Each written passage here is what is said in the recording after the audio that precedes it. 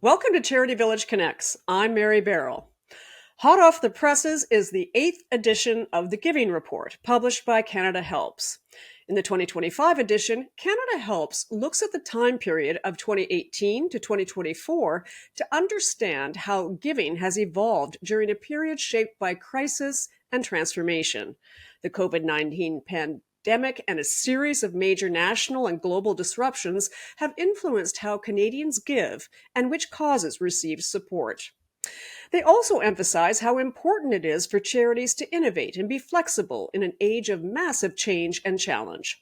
To help us get an understanding of the key findings of the 2025 Giving Report, please welcome Nicole Danesi, Senior Manager, Strategic Communications and Brand at CanadaHelps, where she leads the organization's media, communications, and brand strategy. Welcome back to the podcast, Nicole. Thanks for having me, Mary.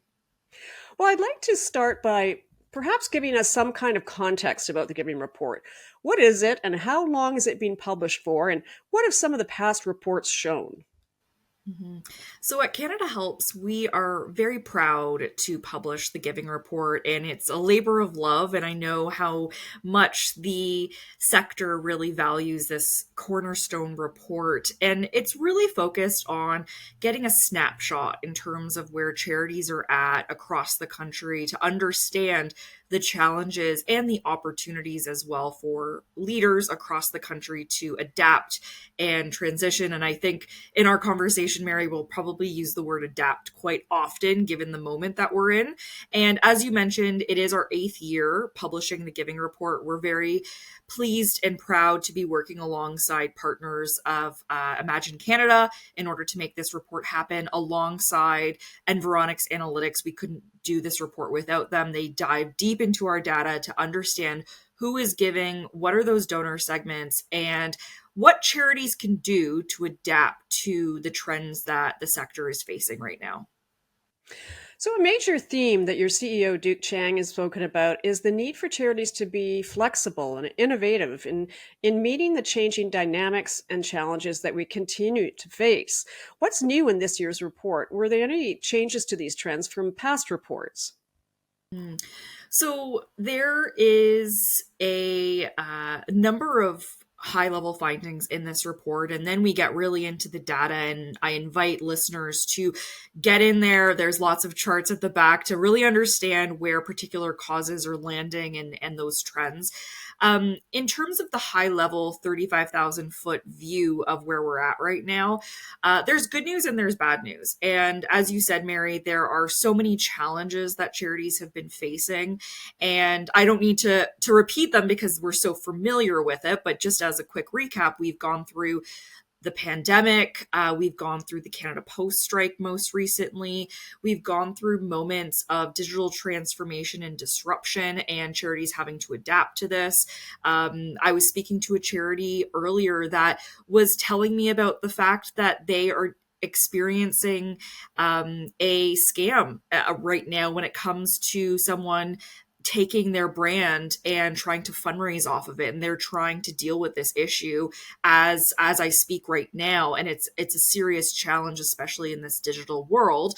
So there's all these new challenges that continue to come up, and one of the things that our CEO Duke Chang has talked about is the fact that there's figure skaters and there's hockey players, for example, and how right now figure skaters are really they're focused, when you think about it, on precision and making sure that they land those really difficult maneuvers, and they practice time and time again. And that's something that charities have had to do in the past, where things have been pretty standard, and making sure that we sort of have understood the challenges that come our way.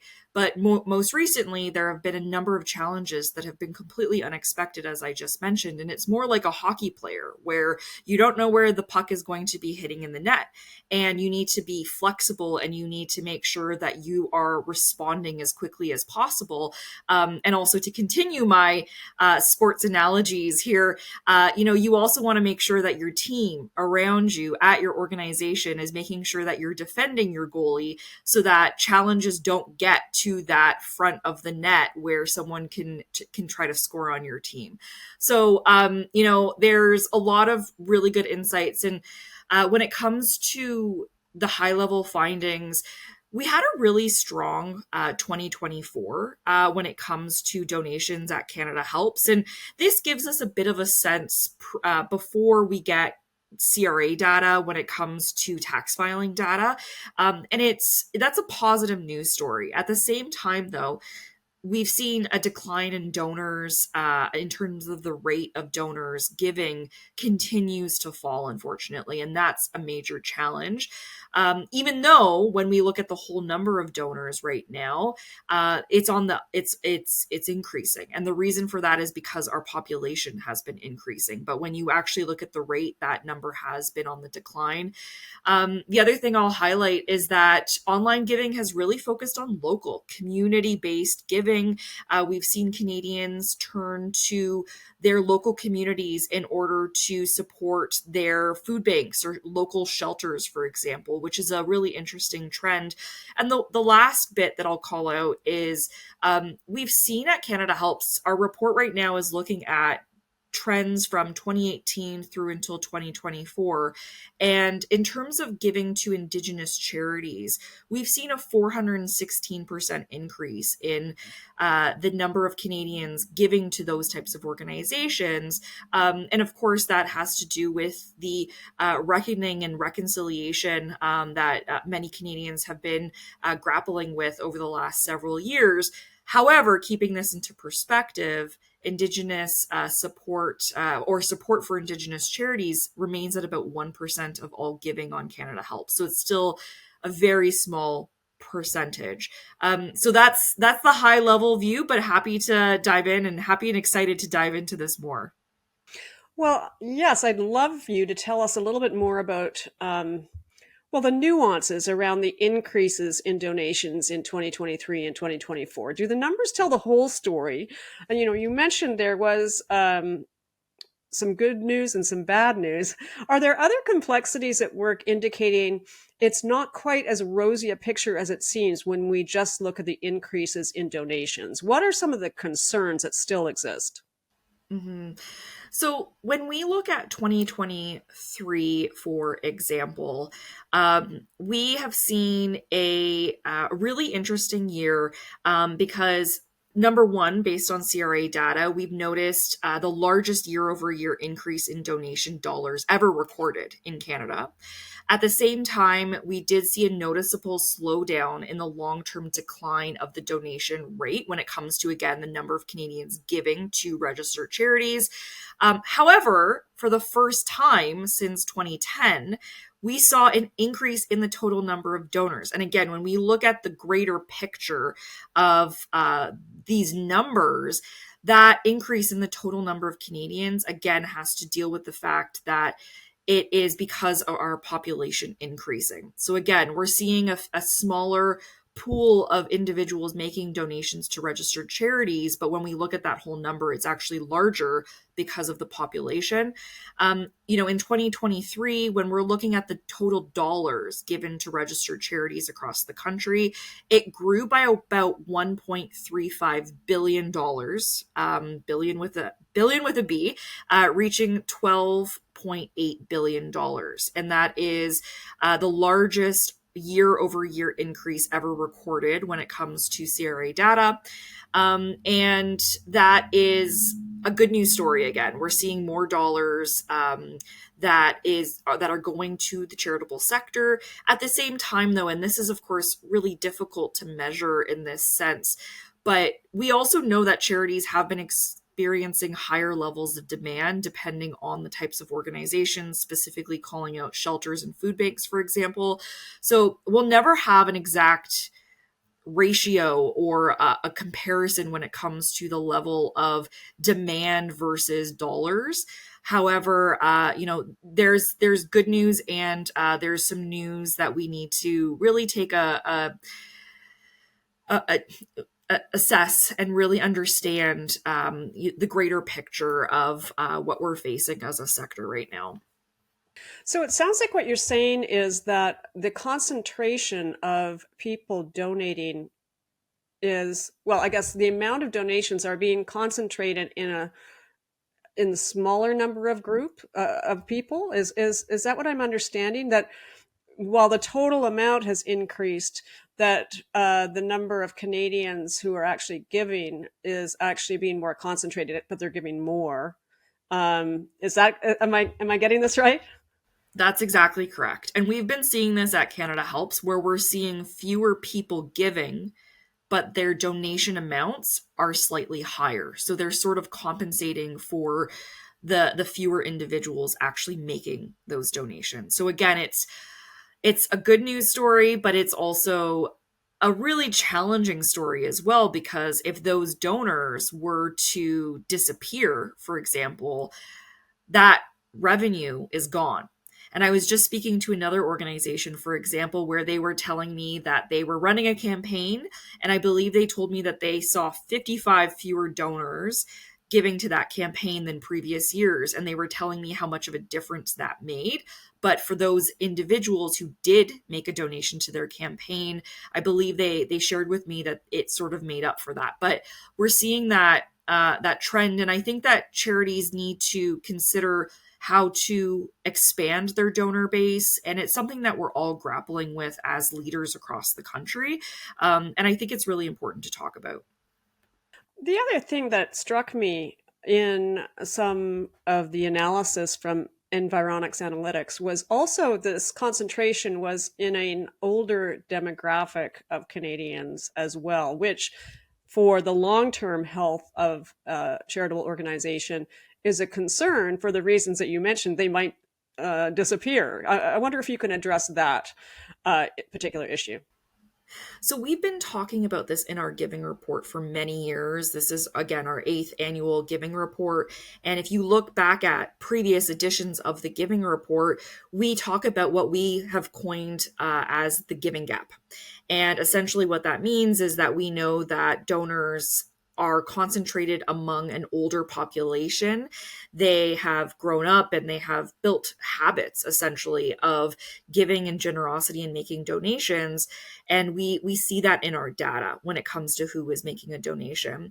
And the concern is that as individuals get older and there's fewer people giving that are giving right now, will younger generations come in and make those donations? So I think that this is, again, another reminder for Canadian charitable leaders to think and really consider, how are you engaging younger donors? These are millennials or even Gen X or even Alpha generation, thinking about even that far in advance when it comes to how are we going to tailor to trends and their interests and speak to them and really engage them in a meaningful way to steward them into long-term supporters.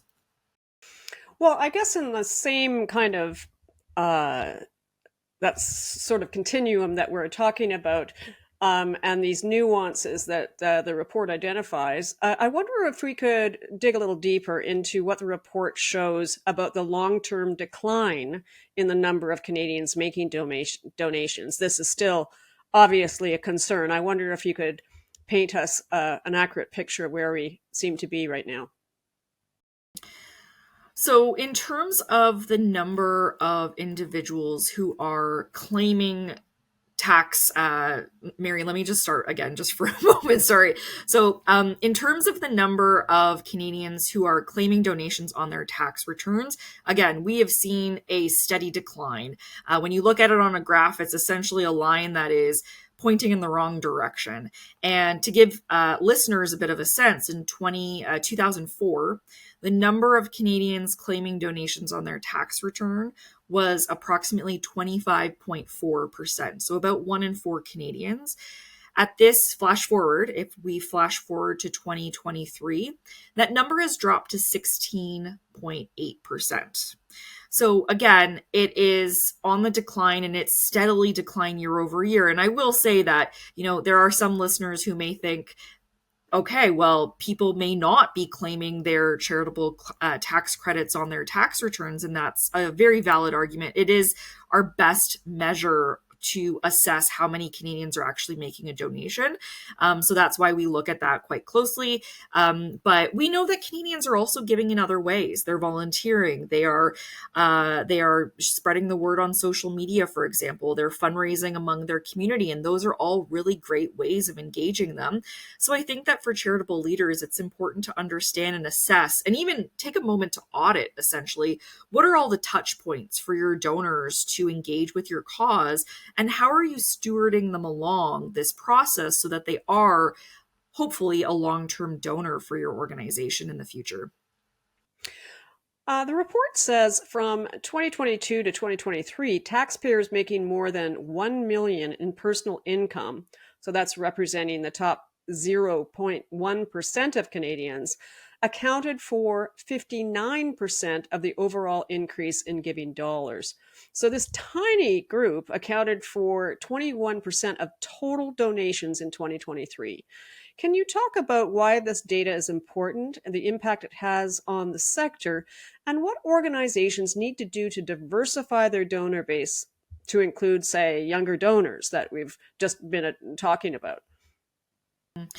So, in terms of fundraising, I think it's really important to keep in mind that we need to diversify our portfolios as fundraisers and not just look at those major gifts or those estate gifts that you never really know are going to end up in your charity's bank account, for example. But I think we need to assess what are the many other ways that you can engage your donors to add up those $5, $10, $20 donations that will eventually make up for a larger donation amount that a major donor would be able to provide. Because at the end of the day, even though there are certainly a number of wealthy Canadians in different cities across the country, to tap into that pool of donors is quite challenging. It takes a lot of relationship building. It takes a lot of networking and understanding who is out there and who cares about your cause. But I think that for some organizations, trying to find those one-off donors who can make a large gift is really challenging. And sometimes their best efforts should be focused, that is, on trying to bring together a wider community in order to essentially raise potentially just as much as that one large donor could potentially give. So again, this finding that you've highlighted in the report also is speaking to the fact that fewer Canadians are giving larger donation amounts to charities across the country. And again, it is a concern, but it's something that if we are arming ourselves with this information, hopefully we can use this as part of our daily operations in our organizations. There was an interesting new trend this year related to local giving. And I'd like you to talk about that and why it's important for charities to understand. I mean, I guess from an intuitive sense, you could say, well, all the attention on our economy, the food insecurity that some people are going through, some fears of economic upheaval, potential recession, job loss, all these things are often addressed in some part by supports from the charitable sector that are community based. Does any of the data kind of point to these kinds of things as to why this is happening, or what are your thoughts on this? What have you learned? Mm-hmm. It's something that both surprised and didn't surprise me at the same time when I saw this come out in the report, when it came to chatting with our team, when it came to finding these insights. And I'll explain why it both surprised and didn't surprise me. So from one respect, when you think about what's been going on in the world, and when it comes to different crises around the world, we know at CanadaHelps, when we activate our crisis relief center for whether it's a humanitarian or a natural disaster anywhere around the world, Canadians are responding. And those dollars often go to charities that are classified under more of an international lens. And we've seen this with the war in Ukraine, for example, or we've seen this for other natural disasters around the world. The thing to keep in mind also is that we've seen a lot of individuals give to disaster aid when it comes to the Canadian wildfires, for example. And unfortunately, that has become something that unfortunately we can expect at this point, given the state of our climate and trends when it comes to this right now. As I'm recording this with you, Mary, there's Saskatchewan and Manitoba have declared states of emergency as we speak right now. And unfortunately, that has become a very sad reality that hopefully we are able to address in the future, but it's what many Canadians are grappling with right now. At the same time, when I go back to our 2024 giving report, I have to say, not to pick favorites, but that was actually one of my favorite reports that we've highlighted. And the reason why was because we really focused on community in that report. And we talked about the fact that data that our teams pulled together highlighted the fact that individuals who are feeling more connected to their networks, their family, their friends, they give at higher rates. And I think that when we see that online giving has moved more focus towards local communities, I personally hope that that's an optimistic sign that individuals perhaps are feeling more connected to their local communities and that we are building those bridges, especially after so many years of a pandemic that has isolated us, and especially in this environment where it's very polarizing right now, right? So I think that we are seeing right now a national moment of unity when it comes to what it means to be Canadian. And I would expect, perhaps, Mary, if we're talking in a year from now, for our next giving report, potentially we'll see this trend grow even further. But I think that Canadians are really looking in their own backyards and trying to figure out, what can I do to help my neighbors? And I think that's good. I think that giving is good overall, whether it's people supporting people who are halfway around the world or in our own backyards. And I think that, for any individuals on this call that or not on this call, excuse me, but on this podcast listening right now, really trying to assess how they give, I think a mix of both of that is really important.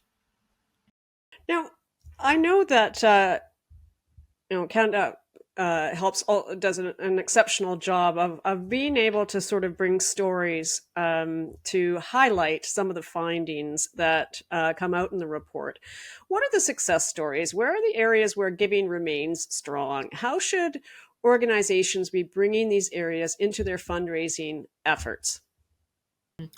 I love this question because it's focused on more of the positive side because of all the challenges that so many charities are being burdened with right now. And one of the things that we really want to consistently tell charities is that when we are giving these data points, there's so many data points in this report, and there's also tips in the report as well for charities to hopefully read, digest, and consider how they can apply to their own organization. We know it's so overwhelming when it comes to, how do I adapt my organization? How do I be that goalie trying to get all the pucks, preventing them from going in the net, and being flexible and nimble in that respect. But one of the things I really want to reiterate is that if you do anything after listening to this podcast, pick one thing, whether it's in this report or something else that you've learned, and try to double down and focus on that, because it's very loud out there when it comes to tips. So in terms of what charities can do and what's in their control, I'll highlight 3 trends that we've been seeing at CanadaHelps and we've been talking about a lot. One of the things I'll highlight off the top is Giving Tuesday. We continue to see Giving Tuesday grow, and our data at CanadaHelps backs up the fact that when charities actively launch campaigns when it comes to Giving Tuesday. Not only do they raise more for Giving Tuesday, that Giving Tuesday single day, they raise more during their holiday giving season and also throughout the rest of the year. So that is something that is also really attractive to younger donors. And in terms of this context of a shrinking donor pool and needing to make sure that we are stewarding younger donors to build those giving habits, this is critical. And I can tell you that even just amongst my friends, I'm in the millennial generation. A lot of them love Giving Tuesday because they feel like they are in this moment where it is bigger than themselves, that they can join this community that everyone else is giving that day. And they almost get this fear of missing out element that if they're not giving also, they're missing out on that bit. So I think that, Giving Tuesday, there's questions around, does it move money around? And our data completely points to the fact that it does not. And last year at CanadaHelps, we raised more than $16 million on Giving Tuesday. The other thing I'll highlight is that monthly giving has really, really surged and popularized. So in terms of our growth, we've seen this grow, and there's many data points in the report that I'll let listeners read and dig into when it comes to how much it's grown. But we've seen that this particularly is attractive also, again, to younger donors, and keeping in mind of all the subscriptions that many Canadians have become accustomed to. I don't know about you, Mary, but I can't live without my Spotify account. I'm listening to music all the time, and it's something that is just something that I'm personally used to. People will talk about, do they have their Netflix account or Disney Plus accounts? We're really accustomed to this at this point. So, in terms of those numbers, we've seen monthly giving grow, and I think that it's something that charities should also reiterate to their supporters, that monthly giving is also another giving strategy that allows charities to understand how their money is coming in a sustainable fashion. It allows their donors in order to track their giving, budget their giving, and stay in control of their budget in that respect. And then lastly, my last point is securities. We continue to see securities be very popular at CanadaHelps. It's a growing way that many Canadians are trying to make strategic giving decisions and make sure that those tax benefits are really extended and making sure that they're having a bigger impact. And that's actually something that you offer through CanadaHelps as well, correct? That's right. We a lot of charities rely on our securities platform in order to accept that, so that they don't have to deal with a broker on their own. They don't have to find a broker on their own. We deal with all of that. It's a simple form that they can add to their website. The report also highlights something that you've mentioned earlier on about an increase in giving to Indigenous causes, but cautions that Indigenous organizations are still very underfunded. Can you talk about this data and what the report found? Mm-hmm. So between 2018 and 2024, donations to Indigenous focused charities through CanadaHelps had increased by about 416%. And this is faster than any other cause area that we have on our website. And keep in mind, on CanadaHelps, we list all 85,000 registered charities. If you go and make a donation, we bring the entire list of Canada Revenue Agency charities onto our platform for Canadians to choose and give from. So the other thing that I'll highlight is the fact that donations to Indigenous focused charities grew at 2.5 times faster than overall giving. So it's seen this acceleration in terms of support. And of course, when you think back at the last several years, we've unfortunately seen the uncovering of unmarked graves at former residential schools, and Canadians trying to reconcile with the dark history of this country. And we saw a lot of Canadians giving to Indigenous-led charities because of that news. Now, keeping in mind, again, you mentioned, Mary, that when we look at overall giving, donations to Indigenous-focused charities represents less than about 1% of giving on Canada Helps. So we still have a long ways to go when it comes to making sure that Canadians are engaging in reconciliation, of course, in a number of ways, but one of those ways can also, of course, be through supporting Indigenous-led charities, and celebrating Indigenous ingenuity and abundance and communities across the country. So, I think that this is really important to highlight and to recognize for Canadians to consider how they are supporting Indigenous causes across the country.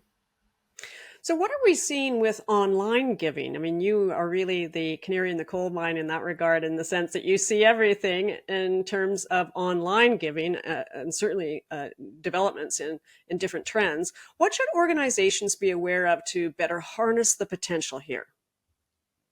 Mm-hmm. So, I mentioned earlier that when it comes to donations on Canada Helps, we are sort of that canary in a coal mine because of the lag of CRA or Statistics Canada data that lags behind. So one of the things that we've highlighted in this report is the fact that average donations on Canada Helps rose about 10% in 2024. And of course, this is in advance of that CRA data for that tax year.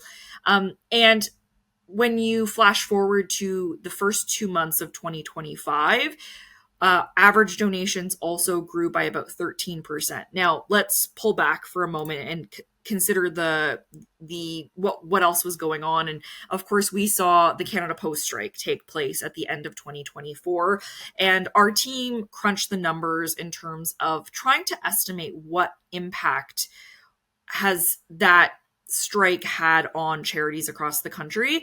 And based on different data points that our team has been able to pull together, it is an estimate, but we are estimating about $266 million lost for charities across the country.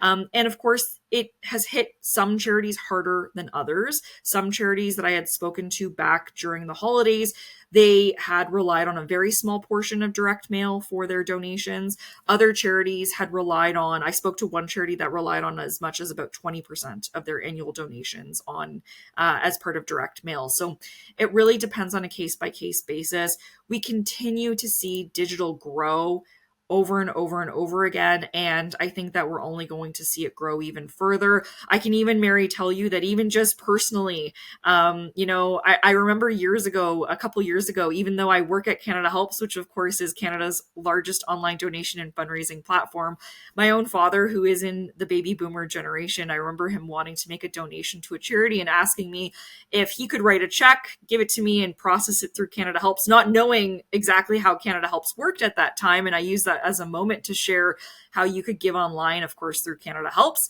Flash forward to a couple months ago during the Canada Post strike, my dad was asking me how he could make an online donation.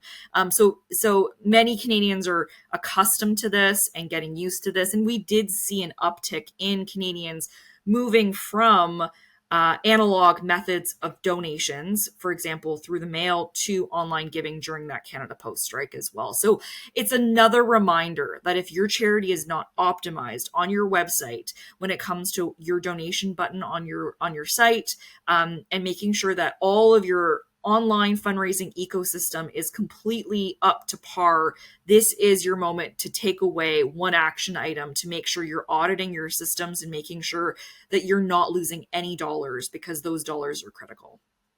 No question. The report ends with a call for charities to be prepared for disruption ahead. What should organizations be doing now to prepare and to improve their fundraising efforts over the next year? Mm-hmm. I think that so many charities, as we've shared here, they have had to adapt and cartwheel their way through so many challenges, right? Through COVID, through the Canada Post strike, through addressing different crises near and far. Even just when you think about the Canadian wildfires, for example, I've seen so many food banks out in Western Canada, for example, all of a sudden have to create a emergency campaign that they likely would never have considered 10 years ago, because wildfires was just not a constant threat that Canadians are facing. So unfortunately, that's sort of the bad news story. But I think that, I don't know about you, Mary, but I love to plan. I love to feel in control in terms of as much as we can control. And I think that this is a moment to have serious conversations on your team to understand what are the threats, what are the strengths on your team, what are the opportunities, and where are your weaknesses that you can turn into strengths, and really doing that SWOT analysis when it comes to understanding what can you control, what can't you control, and then for the elements that you can control in your organizations, what are you doing about it? One of the things that we were talking to many charities back in the holiday giving season was that it really highlighted for some organizations that rely on direct mail, for example, that they didn't have email addresses or phone numbers for their donors. So all of a sudden they were left without being able to reach out and contact their donors. So a small tactic that you can leverage is assessing redundancies in your communication. For example, do you have phone numbers and emails and maybe even cell phone numbers to text your supporters, for example, or really trying to understand the impact of any other potential threats, I think is an important conversation for any team to be having right now in order to circumvent those challenges in the future. Well, the giving report is certainly a great place to start to get some tips as to how to go forward more successfully with strategies to adapt to these really challenging moments that we're facing. But I wanted to end on a high note as we wrap up today. I know CanadaHelps is celebrating its 25th anniversary this year, so congratulations to you and your team. I wonder if you could tell our listeners a little bit about that. Can you reflect back a little on the past 25 years and perhaps look ahead to what's to come for your organization and the sector at large? I'll try to keep this short because I think that there's so much I can actually share here. But first, I wanted to say, Mary, that also congratulations to CharityVillage for your big anniversary this year too. I think we're sort of the little brother or little sister because I know you're slightly older than us in that sense. I know you're celebrating your 30th anniversary, which is really exciting, an exciting milestone to have. But at CanadaHelps, we have had a incredible ride over the last 25 years, and we are really privileged to be working with charities every single day to make sure that they have the fundraising technology that they need in order to do their important work. And when I was recently telling this origin story of CanadaHelps to a couple of individuals that I was speaking to, and they were really inspired by the fact that 3 university students back in, it was around 1999, early 2000s, they faced a challenge. A group of friends was in a church sitting in a pew, and the basket was coming around for donations, and he dug into his pockets and he didn't have any cash or change on him except his credit card. And he questioned, why can't he make a financial donation with his credit card back in the year 2000? So he went and he met up with 2 of his friends, and 25 years later, they created CanadaHelps, and I don't think they likely would have expected us to reach $3 billion in donations or 5 million Canadians using CanadaHelps. Perhaps they did have those big ambitions, but I think that we've really worked to wildly surpass their expectations with a simple idea that they had back 25 years ago.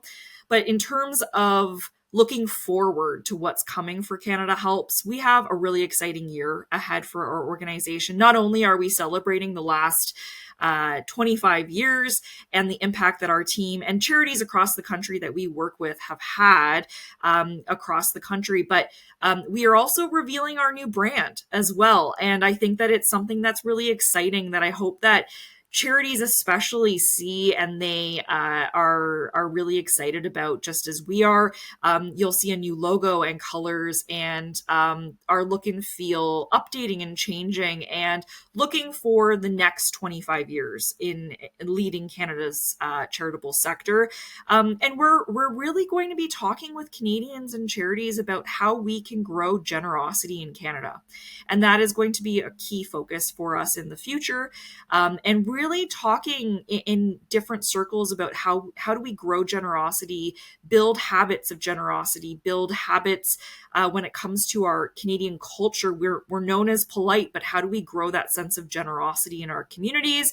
And of course, we'll do what we do best, and that is building technology for charities and making sure that it's very easy for Canadians to be able to support their favorite charities. So I know that the next 25 years will likely be just as busy, just as exciting. I've been on the team at CanadaHelps for almost 10 years now, and I remember our team being a staff of 20, and now we're a staff of 100 team members. We're located across the country, and I know that whether there's developers on our team or people in finance or product or marketing, we're all really committed to the charitable sector and the impact that charities across the country have. So exciting times ahead, and we look forward to it. Well, that's a wonderful origin story for an organization, a group of young people trying to figure out and innovate new ways to be able to give. And Canada Helps is certainly a leader in continuing to do that, embracing new technologies and new ways, and investing heavily in ensuring the sector has the data and the information and insights to be able to continue to improve and to thrive in the future. So, Nicole, as always, it's a pleasure to speak with you, and we always look forward to the incredible insights on the sector that Canada Helps Giving Report provides to charities across Canada, navigating these challenging and changing times. Thank you for joining Charity Village Connects. Thanks for having me.